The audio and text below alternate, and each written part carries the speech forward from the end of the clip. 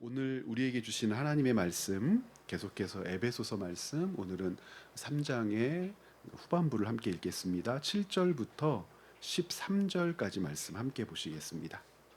나눠드린 교환을 보셔도 괜찮고 성경을 좀 찾아서 함께 읽으셔도 괜찮겠습니다.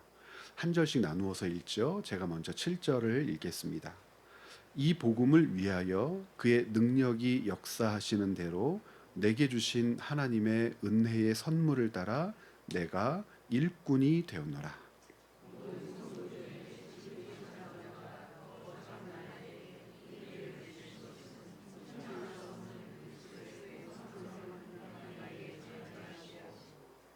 영원부터 만물을 창조하신 하나님 속에 감추어졌던 비밀의 경륜이 어떠한 것을 드러내게 하려 하심이라.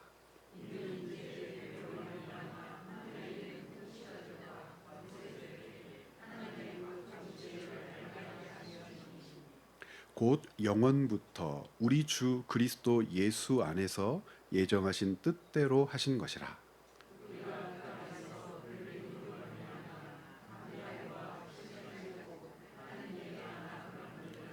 함께 읽겠습니다. 그러므로 너희에게 구하노니 너희를 위한 나의 여러 환난에 대하여 낙심하지 말라. 이는 너희의 영광이니라. 아멘. 고대 사람들은 듣고 기억해야 하기 때문에 소위 말하는 그 수사학적 구조라고 하는 것을 굉장히 중요하게 생각을 했습니다.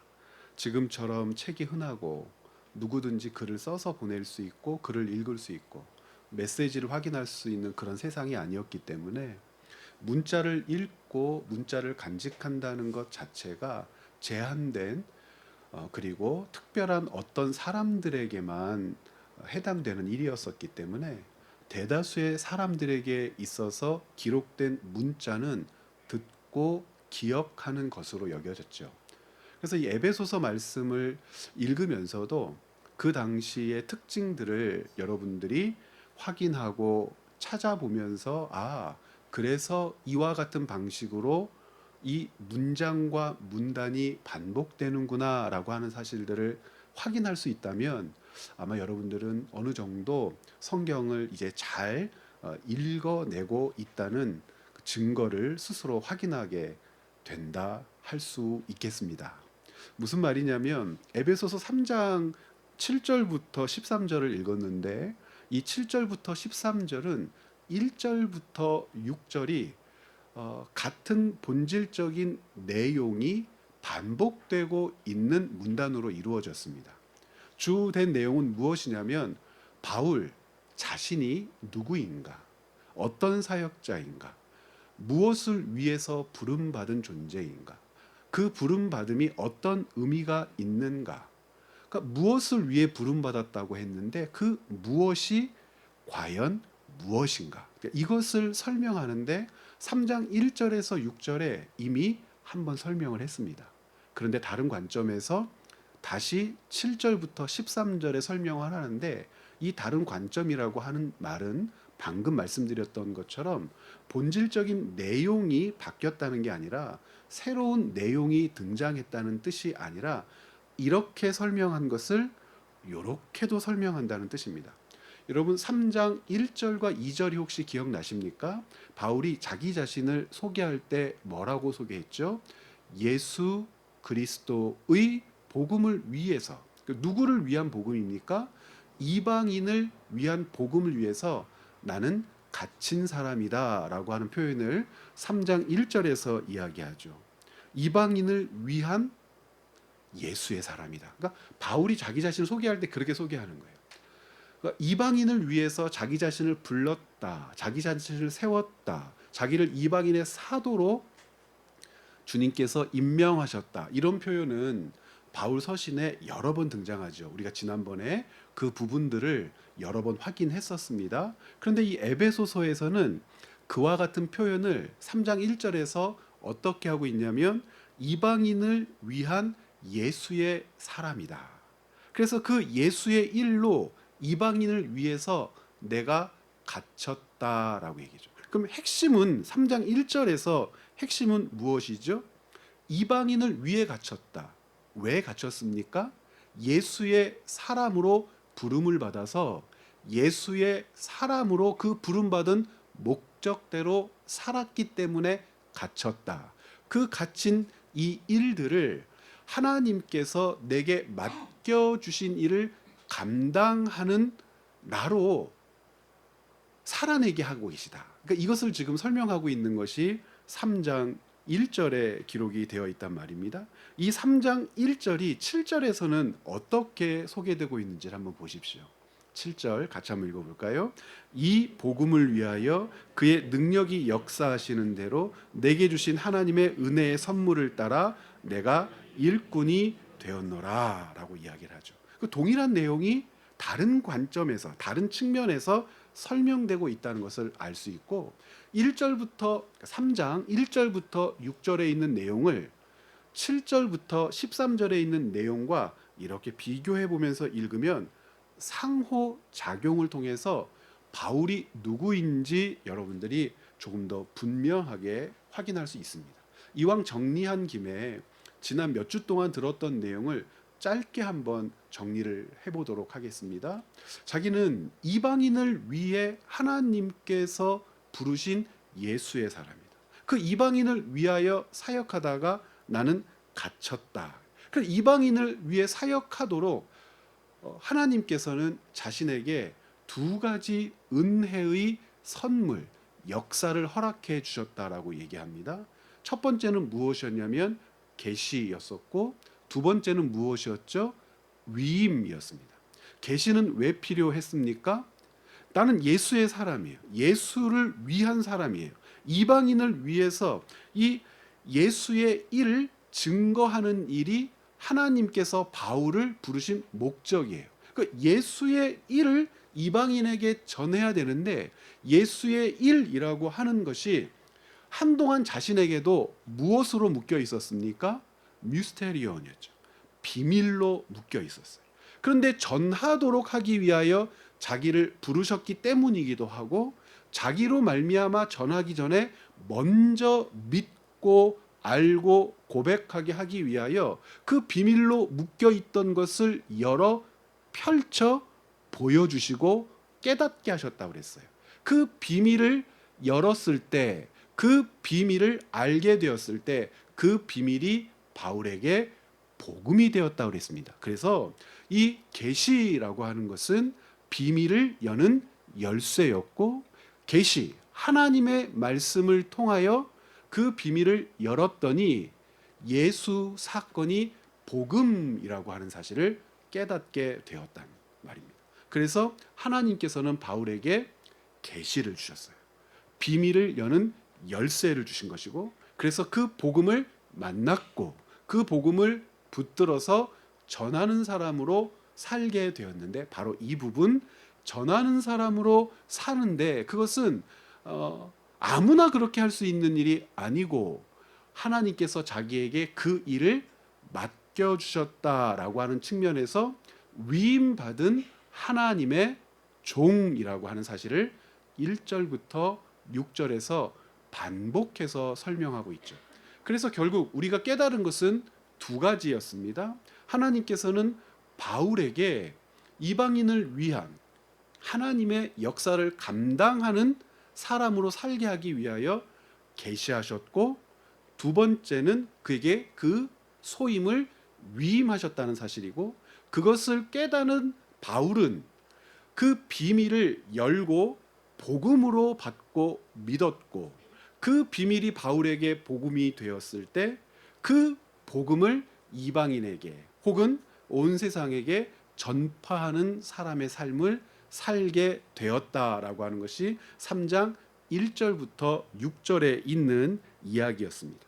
그러면 조금 더 구체적으로 7절에서 13절은 방금 살펴본 이와 같은 내용을 바울이 어떻게 다루고 있는가를 우리가 확인하는 것이 오늘 저와 여러분들이 감당해야 할 일인데, 자, 바울에게 있어서 복음을 전파하는 것은 하나님께서 계시해 주셔서 그 복음을 받아들일 수 있도록 은혜를 주셨기 때문이죠. 특별한 역사였습니다. 그런데 그 특별한 역사를 바울에게 맡기며 복음 전파자의 삶을 살게 하셨는데, 그 복음 전파자의 삶을 산다는 것이 도대체 무엇인가를 바울은 설명하고 싶어 해요. 왜 바울 자신에게만 멈추고 그것을 누리는 데에 그치지 않고 자신이 만나고 깨달은 예수 사건, 복음을 전파하는 삶을 살아야 했을까? 그것이 가깝게는 에베소 교회 성도들과는 무슨 상관이 있겠으며, 2000년이 지난 지금 에베소서를 읽고 있는 우리들에게는 무슨 상관이 있을까? 어떤 것이요? 바울이 복음을 들었을 때 자기만 그것을 붙들고 기뻐하는 것에 그치지 않고 전파하는 삶을 살았다는 것이 에베소 교회와는 무슨 상관이 있을까? 이것을 이야기하고 싶어 하는데, 에베소 교회가 바울이 복음 전파자의 삶을 살았다는 것을 바르게 깨달았을 때 그들이 보여야 할 반응이라는 게 있겠죠.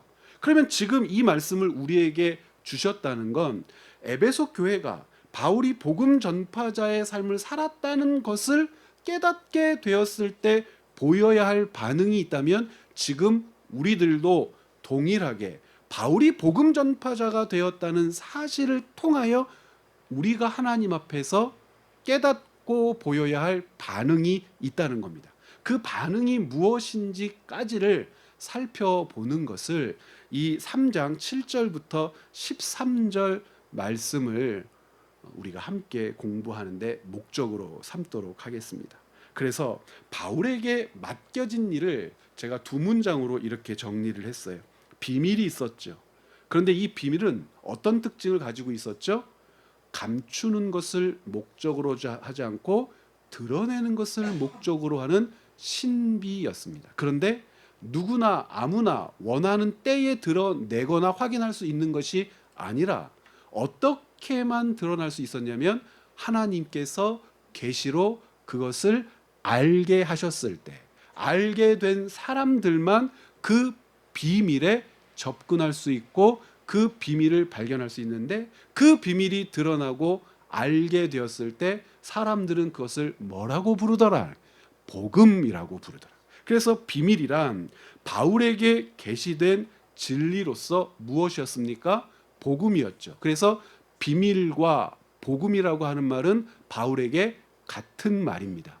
그래서 비밀을 복음이라고 했을 때는 비밀이 드러난 것이고, 많은 사람들에게 복음이 깨달아지지 않았을 때 복음은 존재하지만 사람들에게는 그것이 비밀인 것이죠. 바울은 이 비밀이 사람들에게 무엇 되도록 하는 역할을 감당하는 겁니까? 복음이 되는 역할을 감당하는 것이라 하나님께서 바로 그 사명을 맡겨주셨단 말입니다. 그래서 비밀이란 바울에게 계시된 진리로서 복음이었고, 복음은 바울에 의해 선포되어야 할 진리였단 말입니다. 그래서 이 아래 문장을 굉장히 중요하게 생각하고 제가 문장을 썼는데, 여러분 같이 한번 눈으로 확인해 보십시오. 바울은 비밀을 복음과 동일시했습니다. 그렇죠? 우리가 1절부터 6절까지 내용을 통해서 확인한 것입니다. 유대인과 이방인이 그리스도 안에서 함께 약속에 참여하게 된 사건은 복음으로 말미암아 일어난 사건이었습니다. 이것을 지금 어느 교회가 경험하고 있죠?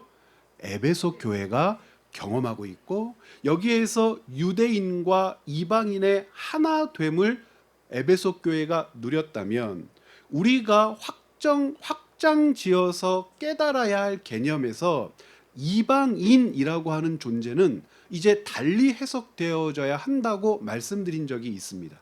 이방인은 혈통적으로 누구의 자손이 아닌 자를 가리키는 것이 1차적인 설명이었죠.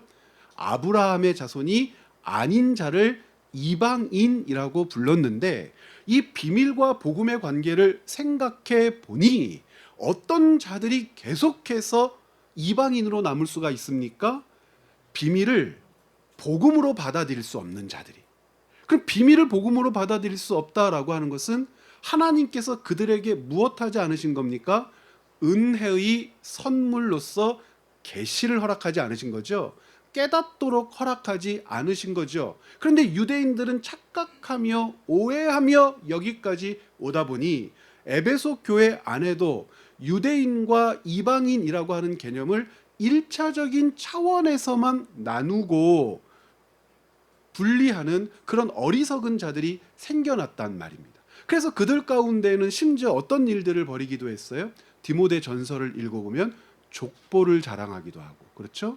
자기들 가문 안에 있었던 어떤 신화를 자랑하기도 하고, 유대인의 생활 습관을 가지고 이방인들을 판단하기도 하고, 디모데 전서 4장에 있는 내용 아닙니까? 금욕주의를 강조하는 자들이 있는가 하면 유대인들의 음식법을 금욕주의화해서 먹을 것과 먹지 않을 것을 분리하고 먹지 않는 자기들의 신앙을 우월하다고 선전하는 자들도 교회 안에 있었단 말입니다. 그러니까 바울에게는 이 에베소서가 필요한 거예요. 이 에베소서를 보낼 수밖에 없었던 거예요. 왜냐하면 육체적으로 혈통적으로 아브라함의 자손을 가르쳐 유대인이라고 하고 아브라함의 혈통이 아닌 자들을 이방인으로 하는 그 어처구니 없는 1차적인 관점 안에 사로잡힌 이 교회 공동체에게 이방인과 유대인의 나뉨이라고 하는 그 분명한 사실이 혈통에 있지 않고 어디에 있다는 사실을 먼저는 드러냅니까? 계시에 있다는 사실을 먼저 드러내고 그 계시의 근원이신 하나님으로부터 온 은혜의 충만한 선물인 예수 그리스도가 그 중심에 있다라고 하는 사실을 가리키기를 원하는 것이죠. 우리는 그래서 1장과 2장을 공부할 때 확장시켰어요. 유대인과 이방인의 기준을 혈통에만 두지 않고 그리스도에게 둬서 예수 그리스도를 영접했느냐 영접하지 않았느냐, 즉 비밀이 복음이 되었느냐 복음이 되지 않았느냐의 영역까지를 확장시켜서 이방인과 유대인을 바라보는 영적인 시야가 틔어져야 한다는 사실을 확인한 적이 있었단 말입니다. 그래서 유대인과 이방인이 그리스도 안에서 함께 약속에 참여하게 되는 사건으로서 복음이 설명된다는 것은 굉장히 고차원적으로 하나님께서 이 땅 안에 일으키고자 하시는 은혜의 역사가 무엇인지를 기대하게 하는데, 하나님께서 결국 예수 그리스도의 복음으로 차별하지 않는 하나님의 역사를 통하여 무엇을 만들어 누리게 하시는 것을 목표로 하고 있는가까지를 바라보게 되는 거죠.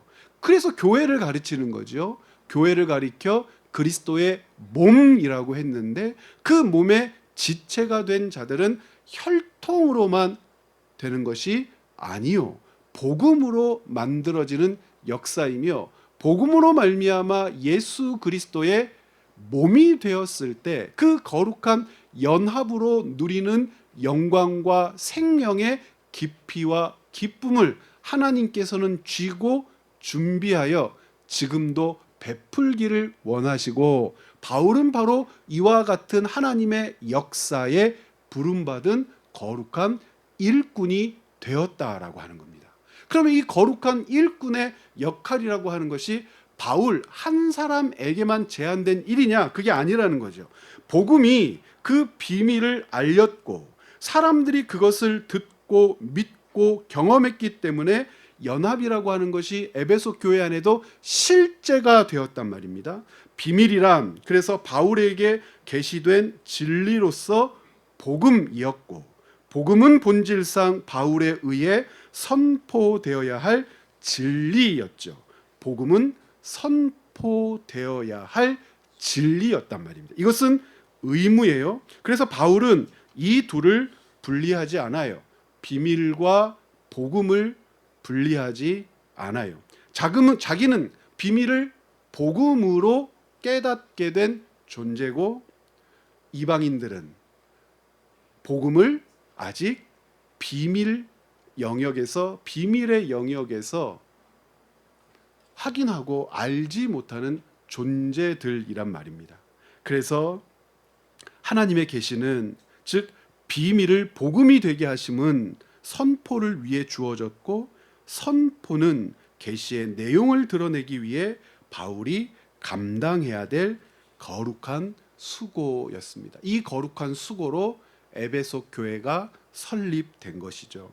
그래서 바울은 이 복음을 위하여 내게 주신 하나님의 은혜의 선물을 따라 내가 일꾼이 되었노라 라고 이야기를 7절에서 한단 말입니다. 그래서 은혜의 선물이 무엇이었습니까? 두 가지였었단 말입니다. 첫 번째는 비밀을 여는 열쇠로서 계시가 바울에게 은혜의 선물로 주어졌고, 두 번째는 그 복음을 확인하고 믿고 그 복음을 영접하게 되었을 때 두 번째 선물도 확인하게 되는데, 그것은 그 복음을 전하도록 맡겨진 사명이 자기에게 위임되었다라고 하는 사실입니다. 그래서 1페이지 마지막 구절에 바울은 은혜로 받았고 그의 능력의 역사 안에서 이 일을 수행한다는 겁니다. 바울이 이 위임을 특권으로 여기고 있다라고 하는 표현을 여러분 잊지 않았으면 좋겠습니다. 어떤 표현을 반복해서 하느냐? 3장 1절 같이 한번 읽어볼까요?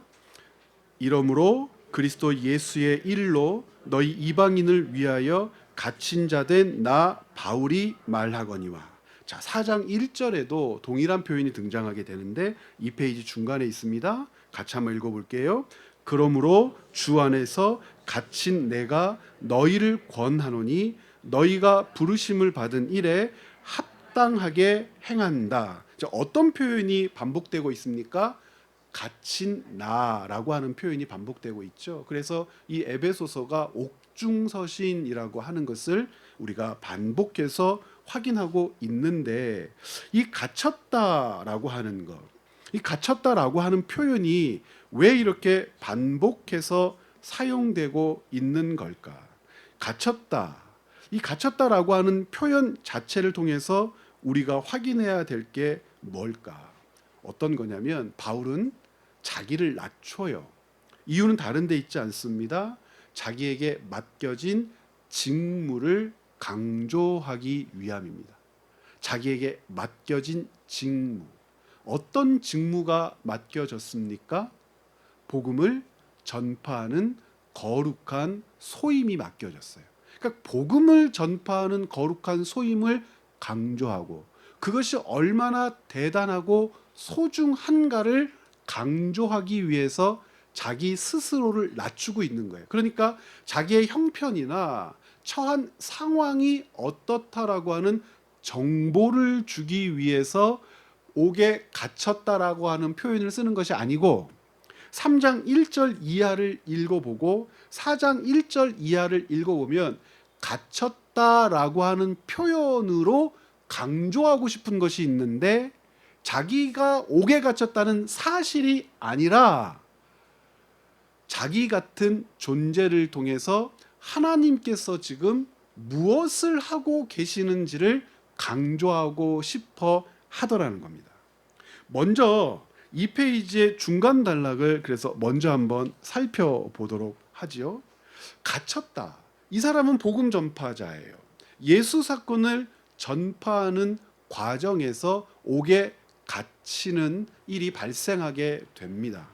복음 전파자로 옥에 갇히는 상황에서 바울은 그 복음 전파자의 사역을 세 가지로 이해를 합니다.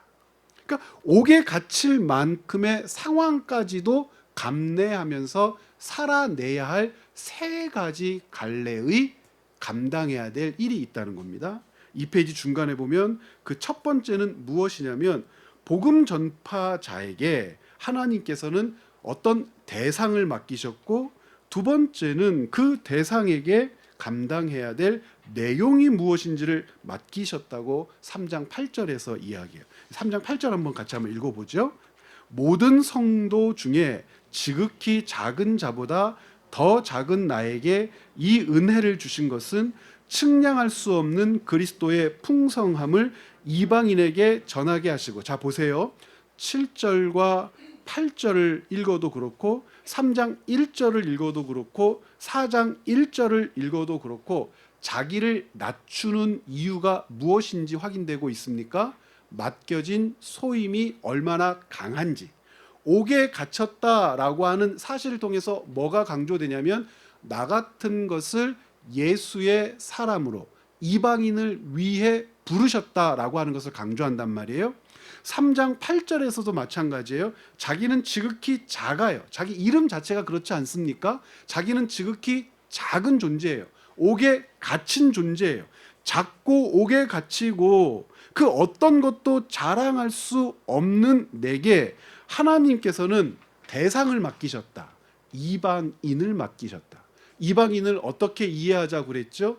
아직 비밀의 열쇠를, 그것을 여는 열쇠를 얻지 못한 자들입니다. 갖지 못한 자들입니다. 하나님께서는 그 이방인에게 자기를 선물처럼 주셔서 하나님께서 감추어 놓으신 비밀을 열도록 하셔서 그들에게도 바울이 듣고 믿고 깨닫게 된 복음을 듣도록 하셨다. 그래서 그 대상이 누구냐면 이방인이고, 그 내용은 그 복음을 바울이 8절에서 어떻게 하고 있습니까?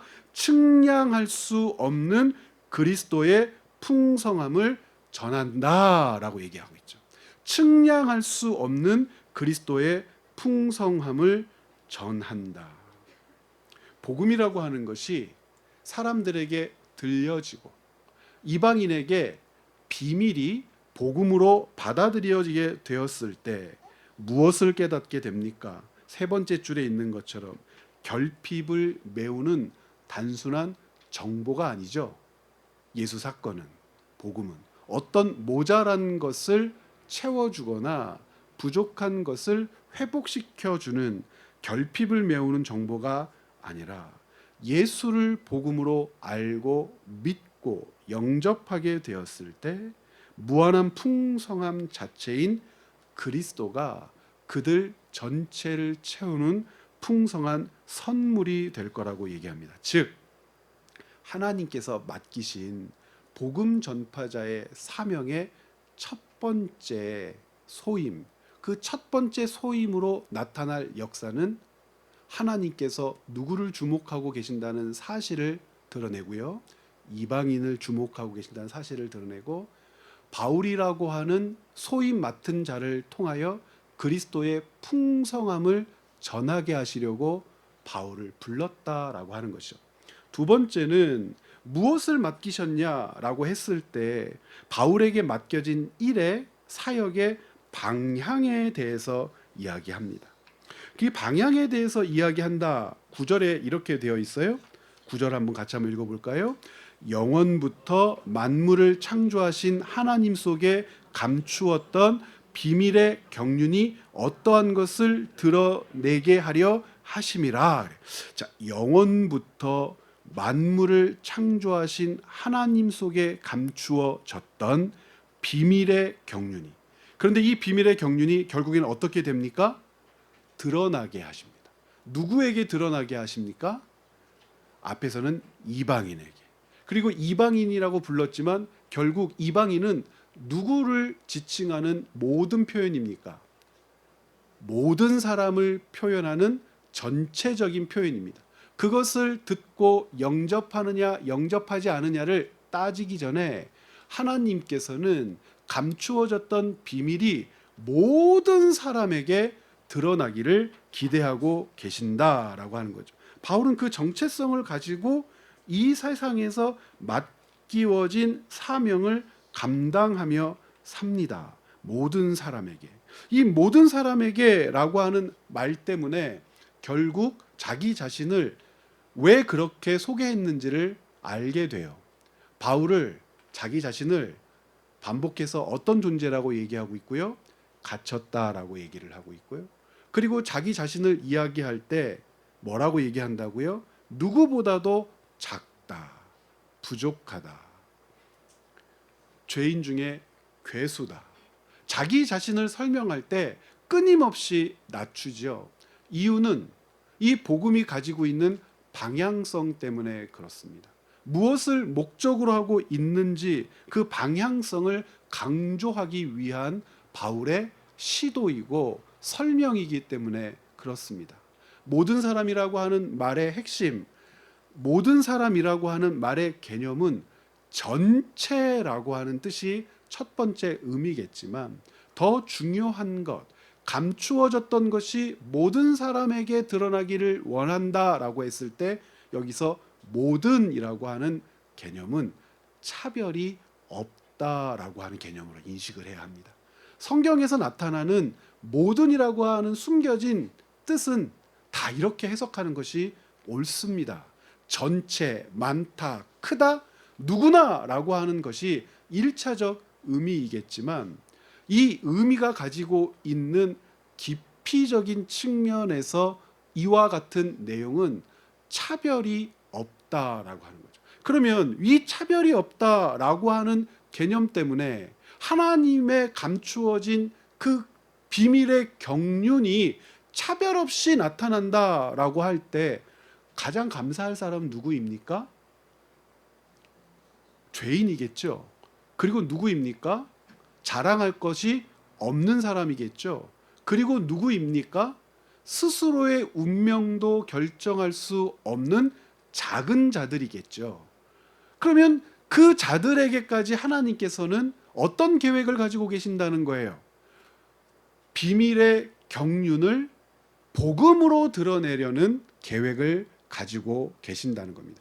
이 일을 위해서 바울이 하나님께 부름을 받아 예수를 위한 일꾼으로 일하게 되었다라고 하는 것을 두 번째로 강조합니다. 세 번째는 10절부터 13절인데 우리 10절부터 13절 같이 한번 읽어볼까요?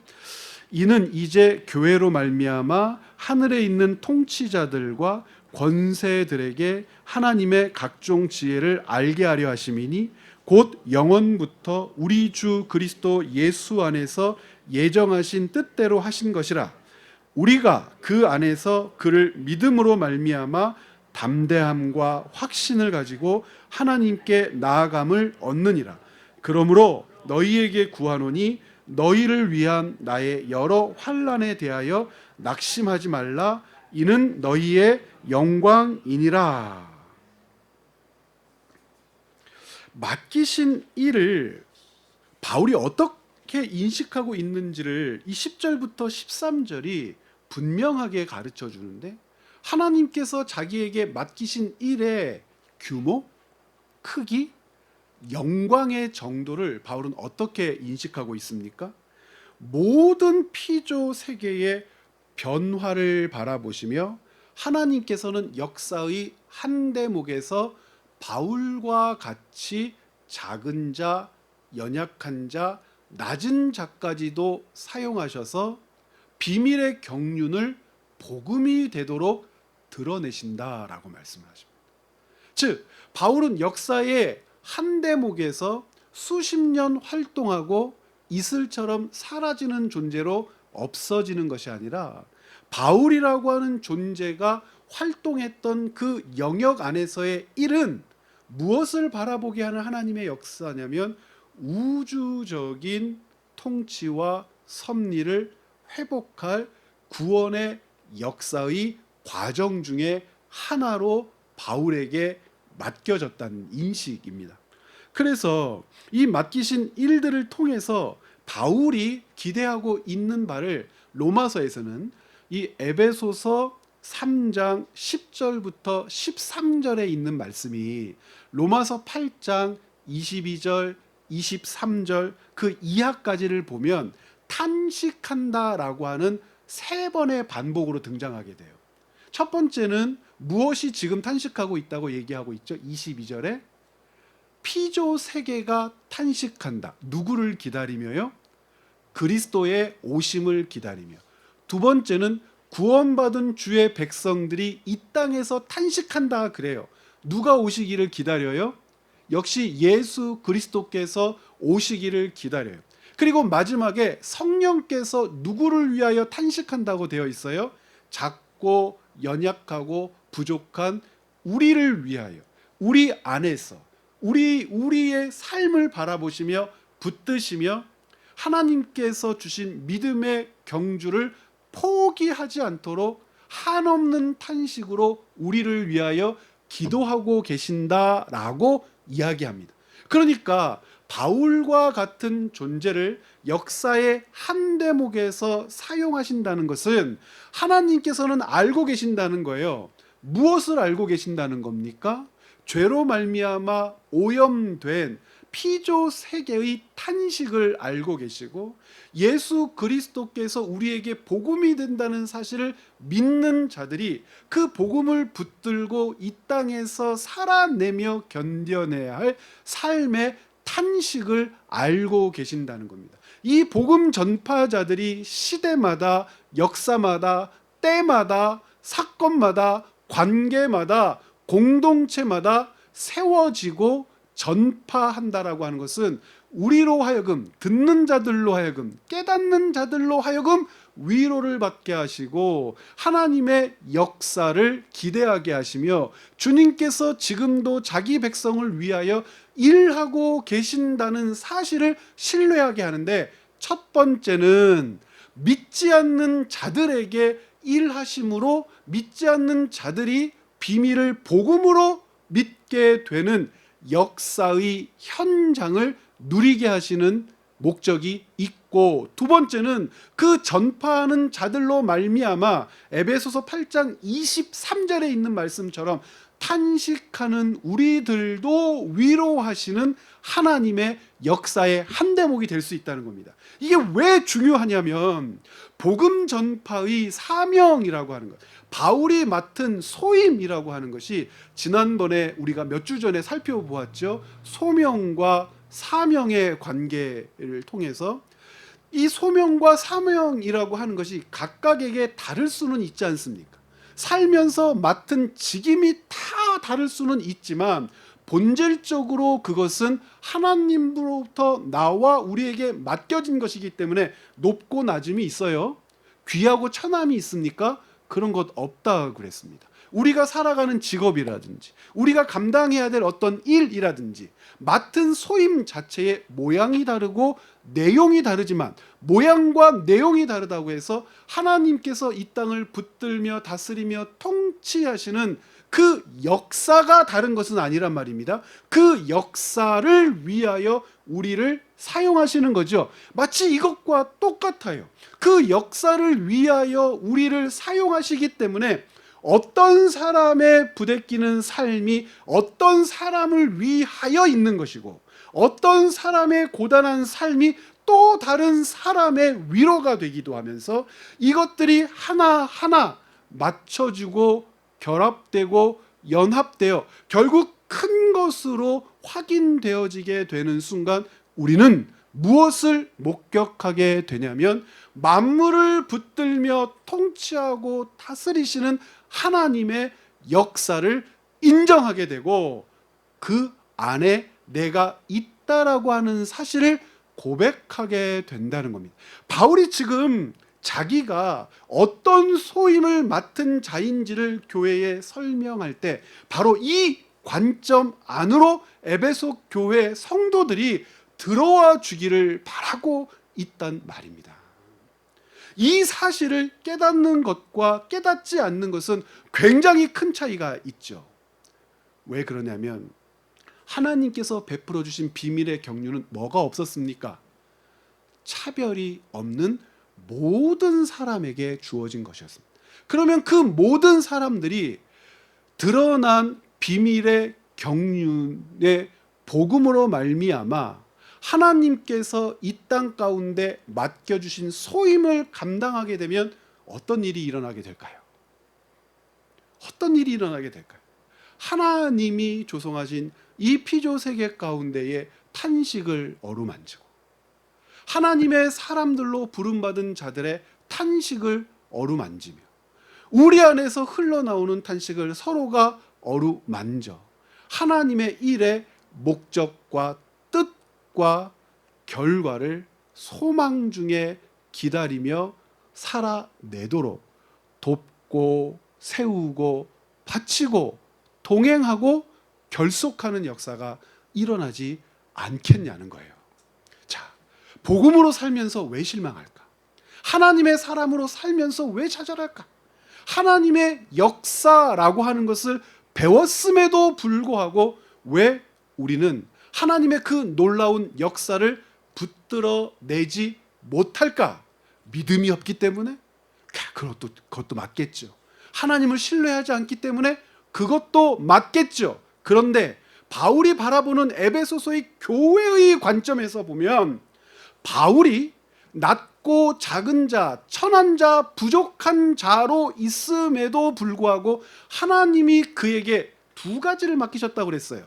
계시를 주셨고 위임하심으로 복음 전파자의 사명으로 하나님의 비밀의 경륜을 드러나게 하시는 역사를 수종 들었는데 그 특별한 일만 하나님의 일이냐는 거예요.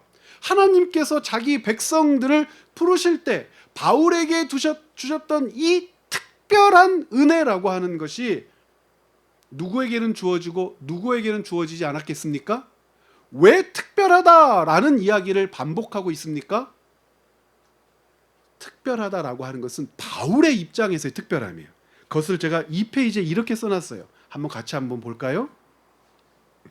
첫 번째 줄에 바울은 이 위임을 특권으로 여겨요. 특권은 나만 가졌다라는 뜻이 아닙니다. 무슨 뜻이냐면 그는 자신을 모든 성도 중에 지극히 작은 자보다 더 작은 자라고 했죠. 조금 전에 읽지 않았습니까? 자신을 낮추기 위해 사용한 매우 독특한 표현이 이런 표현이에요. 그의 로마식 이름이 바울인데 어울리는 고백이죠. 작다라고 하는 뜻이니까. 나는 작은 사람이다. 이름도 작고 키도 작고 무엇보다 도덕적 영적으로 가장 작은 자보다 더 작다. 이것이 3장 8절의 진술인데요. 바울의 자의식은 뭐가 아니에요? 위선도, 병적인 자기 비하의 발언이 아닙니다. 바울은 자신이 한때 그리스도와 복음에 대한 비방자요, 박해자요, 폭행자였음을 기억하죠. 자, 중요합니다. 같이 읽어볼까요? 그런 자신에게 하나님이 베푸신 긍휼과 자비와 사랑의 깊이를 알아요. 그래서 바울의 겸손은 복음 전파자로서 갖추어야 할 영적 권위를 약화하지 않습니다. 오히려 바울은 겸손한 자의식을 통해 사도로서 져야 할 책무를 굳건히 다잡습니다. 자, 그래서 에베소서의 본문에서도 이러한 바울의 모습을 확인할 수 있죠. 바울은 의식적으로 사람 앞에 수치스러울 수도 있는 바울 자신, 나를 드러내요. 어떻게 나를 드러냅니까? 갇힌 자 된 나. 바울은 자신을 감추고 맡은 직무를 강조합니다. 이렇게 바울은 하나님의 은혜 앞에 자신을 낮춤과 동시에 사도적 권위를 힘있게 세워 나갑니다. 자, 이와 같은 설명에서 이해하는 특권은 뭐죠? 특권은 조금 전에 설명했던 겁니다. 하나님께서는 차별 없이 비밀의 경륜을 자기 백성에게 맡기길 원하신다. 차별이 있었다면 나는 맡을 수 없다 해요. 그 세상적인 눈으로 보면 바울은 맡을 수 있죠. 히브리인 중에 히브리인이고 베냐민 지파잖아요. 그의 선생님은 가말리엘이었었고 그의 학벌과 그의 권위와 권세라고 하는 것은 하나님의 경륜을 맡고도 남음이 있다고 세상은 평가하겠죠. 바울 정도는 돼야 그 일을 맡을 수 있다고 세상은 평가하겠죠. 그런데 알고 보니 자기는 이방인인 거예요. 자기는 영적인 이방인인 거예요. 유대인 중에 유대인이라고 깨닫고 있었지만 살아온 평생 자기들의 가문의 모든 역사 그리고 자기 선생님과 함께 살아냈던 모든 여정들을 돌이켜 보았더니 배우고 익히고 외우고 지식의 충만함을 누렸던 그 어느 순간도 무엇을 풀지를 못했어요. 비밀의 열쇠를 가지고 그것을 풀지 못했던 자기는 이방인이었어요. 그런데 하나님은 자기 같은 존재를 긍휼히 여기셨을 뿐만 아니라 차별하지 않으셨어요. 그리고 내게 직무를 맡겨 주셔서 무엇을 위로하는 존재가 되게 하셨어요? 만물을 위로하는 존재가 되게 하셨어요. 예수 사건을 펼쳐 전파하는 것만으로, 사람의 입과 삶을 통하여 드러나는 예수 사건만으로 이 세상 만물은 탄식 가운데 위로를 받는단 말입니다. 예수 사건이 가르쳐지고 예수 사건이 복음이 되어 사람들에게 들려질 때, 그 예수 사건을 복음으로 믿고 의지하고 붙들고 있는 자들은 서로를 격려하고 위로하고 살아내도록 붙들며 하나님을 신뢰하도록, 하나님의 역사 가운데 머물도록 지체됨을 발휘한단 말입니다. 바울은 그래서 자기가 맡은 이 직분을 뭐라고 부르냐면 특권이라고 부르는 거예요. 자, 하나님의 특권을 여러분들은 지금 누리고 계십니까? 누리고 있지 않습니까? 너무나 다른 원리를 가지고 있어요. 세상의 원리에서 특권은 첫 번째, 혈연이 강조될 수도 있고, 학연이 강조될 수도 있고, 지연이 강조될 수도 있고, 소유한 재물이 강조될 수도 있고, 쌓은 학벌이 강조될 수도 있지 않습니까? 그래야 얻을 수 있다고 얘기하든지, 아니면 정말 자격이 없어서 사람들이 힘을 보태주어 얻게 된 어떤 지위를 특권이라고 하든지, 한 명 뽑는데 100명이 지원을 해서 그 100명 중에 한 명을 뽑았는데 알고 봤더니 전무님 딸이더라, 이런 거잖아요. 이게 특권이든지, 아니면 정말 금수저를 붙들고 태어난 높은 지위와 힘과 권세를 가졌기 때문에 당연히 누리는 것이든지, 우리는 그것도 특권이라고 얘기한단 말이에요. 그러면 여러분들에게 하나님께서 맡겨주신 특권, 바울은 두 가지라고 얘기했습니다. 첫 번째는 무엇이었습니까? 계시였고, 두 번째는요, 위임이었습니다. 이 특권이 여러분에게는 있을 수 없죠? 세상의 원리대로라면. 그런데 바울은 이 원리를 산산이 부수며 뒤집죠. 왜 특권이라고 얘기합니까? 차별이 없어요. 모든 사람이 이 특권 안으로 들어올 수 있어요. 성경은, 바울은 그것을 은혜라고 하는 관점으로 설명하지 않습니까? 그러면 그 특권을 왜 하나님이 내게 맡기셨냐는 거예요. 바울은 지금 에베소 교회 성도들이 그걸 깨닫기를 원한단 말입니다. 바울이 그 특권을 맡고 보니 어떤 일이 있었어요? 탄식하는 모든 세계가 선포되는 이 맡은 직무를 감당하는 하나님의 역사로 위로를 받고,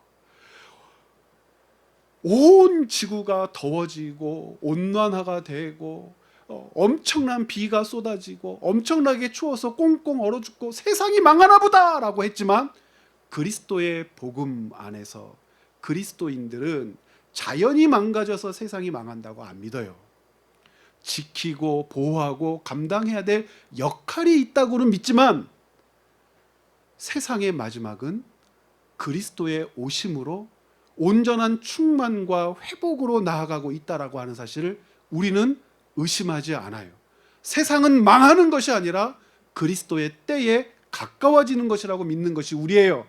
그것이 바로 이 특권을 감당하는 자들이 전하는 선포로 증거되어지는 일이고, 교회로 묶은 자들에게 이 특권은 어떻게 발휘됩니까?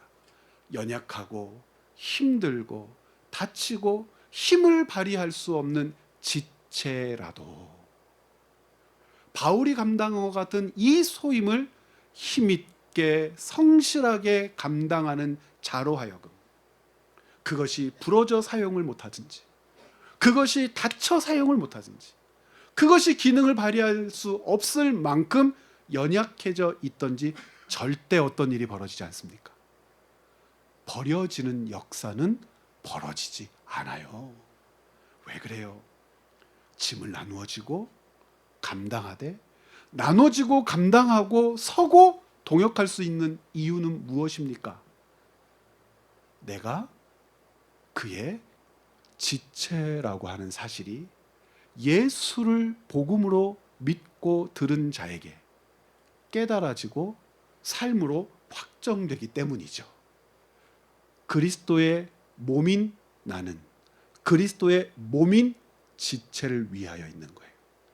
그리스도의 몸인 나는 그리스도의 몸인 내 지체를 위하여 존재한다라고 하는 사실은 바로 이 예수 사건을 붙들고 있는 자가 예수 사건을 믿되 연약함으로 부족함으로 때로는 지치고 힘듦으로 살아도 결코 그 몸에서 떨어지지 않도록 끊어지지 않도록 붙들어내는 힘이요 능력이 된단 말입니다. 결국 바울이 깨달은 세 번째, 이것이 우주적인 관점에서 하나님이 주도하고 통치해 내시는 하나님의 전 경륜 가운데에서 우리의 인생은 80년, 저 어제 은퇴하신 목사님, 선교사님들을 뵀는데 93, 4세가 되신 어르신들 4분이 나오셨거든요. 부럽더라고요. 오래 사셔서 부러운 게 아니라 건강하신 거예요. 점심에 작은 식사들을 우리 교회에서 대접을 해드렸는데, 모이신 분 중에 대접을 해드렸는데 그분들이 식사를 하시는데 밥 한 톨도 안 남기시고 꼭꼭 씹어서 맛있게 드시는데 돌아가신 저희 아버지가 생각났어요. 와, 우리 아버지도 이렇게 건강하게 식사 잘 하시면 얼마나 좋을까. 지금 편찮으신 저희 장인어른 장모님 생각이 막 나는 거예요. 저희 장인어른 장모님보다 10살 이상 많으신 분들인데 얼마나 건강하시던지 막 부럽더라고요. 근데 생각을 하게 되었어요. 오늘 말씀 준비하면서 바울은 1세기에 그 50여 년을 활동했던 작은 기간의 사람이었어요. 우리는 21세기 2025년에 한 대목을 살지만 우리의 끝이 언제 마무리될지 모르는 작은 기간의 사람. 제가 전에는 시대의 사람이라고 표현했지만 바울 서신을 읽으면서 이런 표현을 하죠. 기간의 사람. 우리는 이 기간 안에 우리의 삶을 살아요. 의미 없을까요? 아니에요. 하나님의 우주적인 통치를 드러내는 하나님의 사람들로 꼭 필요한 인생의 여정이 주어진 것이죠. 부름받았다, 세워졌다, 맡겨졌다라고 하는 특권은 그래서 그리스도인인 여러분 모두에게, 우리 공동체 구성원 모두에게 주어진 하나님의 선물인 줄 믿습니다. 이 일이 여러분들에게 겸손함으로 감당되고 감격 속에 사라지기를 간절히 소원합니다. 우리 말씀을 정리하면서 오늘 말씀을 같이 한번 읽어보죠. 7절 제가 한번 읽어보겠습니다. 7절부터 13절 세 가지를 발견해 보십시오. 이 복음을 위하여 그의 능력이 역사하시는 대로 내게 주신 하나님의 은혜의 선물을 따라 내가 일꾼이 되었다. 우리 마음속으로 조용히 한번 되뇌어 보시겠어요? 자기 자신의 이름을 한번 넣어 보십시오. 내게 주신 하나님의 은혜의 선물을 따라 일꾼이 되었노라. 왜요? 모든 성도 중에 지극히 작은 자보다 더 작은 나에게 이 은혜를 주신 것은, 모든 사람에게 은혜를 주신 것은, 차별하지 않고 은혜를 주신 것은 그리스도의 풍성함을 이방인에게 전하게 하시고 영원부터 만물을 창조하신 하나님 속에 감추어졌던 비밀의 경륜이 어떠한 것을 드러내게 하려 하심이라. 이는 이제, 세 번째죠, 교회로 말미암아 하늘에 있는 통치자들과 권세들에게 하나님의 각종 지혜를 알게 하려 하심이니. 놀랍죠? 하나님이 부름받은 사람을 통하여 통치자들과 권세들에게도 하나님의 통치와 섭리를 알리는 역할이 주어졌다는 거예요. 곧 영원부터 우리 주 그리스도 예수 안에서 예정하신 뜻대로 하신 것이라. 우리가 그 안에서 그를 믿음으로. 조금 전까지만 해도 바울 자신을 강조했는데 이제 우리라고 하죠. 이 소임이 바울뿐만 아니라 온 교회 성도들에게 주어진 것이니까 그래요.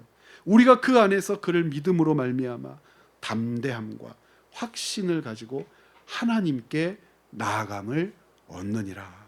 자, 13절. 그래서 여러분의 수고는 헛되지 않아요. 우리 모두의 수고는 헛되지 않아요. 바울은 가침의 수고가 헛되지 않고요. 여러분은요, 이제 추석에 가셔서 며느리의 수고가 헛되지 않을 겁니다. 시어머니의 수고가 헛되지 않을 거예요. 친정어머니, 아들, 삼촌, 누나, 고모의 수고가 헛되지 않을 겁니다. 13절 같이 한번 읽어볼까요? 그 심정을 가지고. 그러므로 너희에게 구하노니 너희를 위한 나의 여러 환난에 대하여 낙심하지 말라. 이는 너희의 영광이니라. 여러분들이 여러분들에게 맡겨진 사람들에게 영광이 될 겁니다. 바울이 우리에게 영광의 그날을 바라보게 하는 존재가 되었던 것처럼 이렇게 추석으로 결론을 짓고 적용하는 것이 옳은가는 모르겠지만 여러분에게 주어진 귀한 삶의 여정 아름답고 행복하게 붙들어내시기를 부탁드립니다. 우리 함께 잠시 기도하면서 오늘 3.1절 예배를 마쳤으면 좋겠습니다. 주일날 여러분과 나누었던 기도 제목 혹시 기억나십니까? 항상 교회에서는 사랑하십시오, 긍휼을 베푸십시오, 자비를 베푸십시오, 용서하십시오, 인내하십시오 그랬잖아요. 그런 사람들이 되십시오. 그런데 오늘은 이렇게 기도했으면 좋겠습니다. 많은 사람들에게 사랑받게 해주십시오. 많은 사람들에게 존중받게 해주십시오. 가정에게 귀하게 여김받게 해주십시오. 우리의 만남과 이번 명절이 저에게도 회복과 하나님의 은혜를 누리는 참 복된 날이 되게 해주십시오. 하나님, 나를 도와주십시오. 이 시간 함께 기도하면서 나아가겠습니다.